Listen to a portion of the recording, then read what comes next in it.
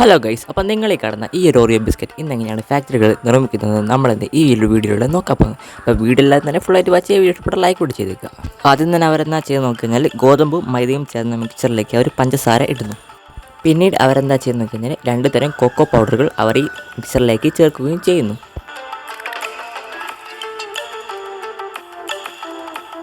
പിന്നീട് ഇതിലേക്ക് ആവശ്യത്തിന് ഉപ്പും കൂടി ചേർക്കുന്നു. ഈ ഒരു മിക്സറിലേക്ക് അവർ ആവശ്യത്തിന് വെള്ളം കൂടി ഒഴിച്ച് ഇത് നന്നായിട്ട് മിക്സ് ചെയ്യുന്നു. അപ്പോൾ അവരത് മിക്സ് ചെയ്യുന്ന സമയം കൊണ്ടുള്ള നിങ്ങളുടെ ചാനൽ ഇത് സബ്സ്ക്രൈബ് ചെയ്തില്ലെങ്കിൽ പിന്നെ കൂടി സബ്സ്ക്രൈബ് ചെയ്തേക്കുക. പിന്നെ ആ ഒരു മിക്സറിലേക്ക് പിന്നെ ആവശ്യത്തിന് വെള്ളം കൂടി ചേർന്ന് അവർ ഒന്നായിട്ട് ഇത് മിക്സ് ചെയ്യുന്നു. അങ്ങനെ മണിക്കൂറുകളോളം ഇവർ ഈ മിക്സറുകൾ തുടരുന്നു. പിന്നീട് അവർ ഈ മിക്സറിലേക്ക് ഡ്രൈ ഐസ് ചേർക്കുന്നു, നന്നായിട്ട് ഒന്നുകൂടി മിക്സ് ചെയ്തെടുക്കുന്നു. പിന്നീട് അവർ ഈ മിക്സറിലേക്ക് അവരുടെ സീക്രട്ട് ഇൻഗ്രീഡിയൻസ് ചേർക്കുന്നു. വീണ്ടും മണിക്കൂറുകളുടെ മിക്സറിന് ശേഷം ഈ കൂട്ട് ശരിയായിരിക്കുന്നു.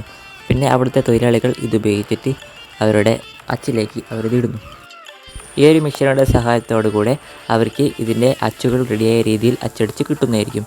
അപ്പോൾ ഈ ഒരു മിഷൻ ഉപയോഗിച്ച് ഏകദേശം അവർ 1 മണിക്കൂറിൽ ഏകദേശം 5000 ബിസ്ക്കറ്റുകൾ വരെ അവർ ഈ അച്ചുകൾ ഉപയോഗിച്ച് ഇവിടെ നിന്ന് നിർമ്മിക്കുന്നുണ്ട്, ഈ ഒരു ഒറ്റ മിഷൻ ഉപയോഗിച്ച് തന്നെ.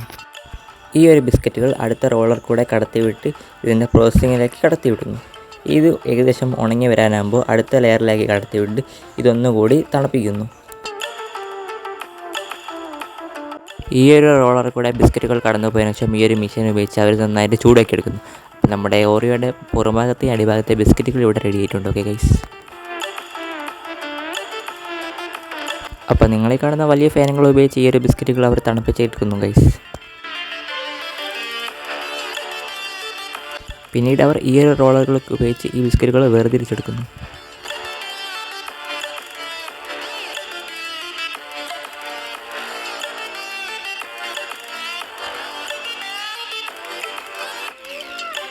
പിന്നെ ഈ ഒരു സ്ഥലത്ത് ബിസ്ക്കറ്റുകൾ അടുക്കി വെച്ചതിന് ശേഷം ഈ ഒരു മെഷീൻസ് യൂസ് ചെയ്ത് ആ ബിസ്ക്കറ്റിൻ്റെ മുകളിൽ ക്രീമുകൾ തേക്കുന്നു.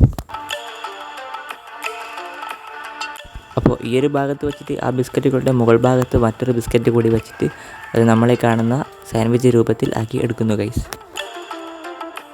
അങ്ങനെ ഈ ഒരു പ്രോസസ്സിങ്ങിന് ശേഷം നമ്മുടെ ഓറിയോ ബിസ്ക്കറ്റുകൾ ഇവിടെ റെഡി ആയിട്ടുണ്ട്.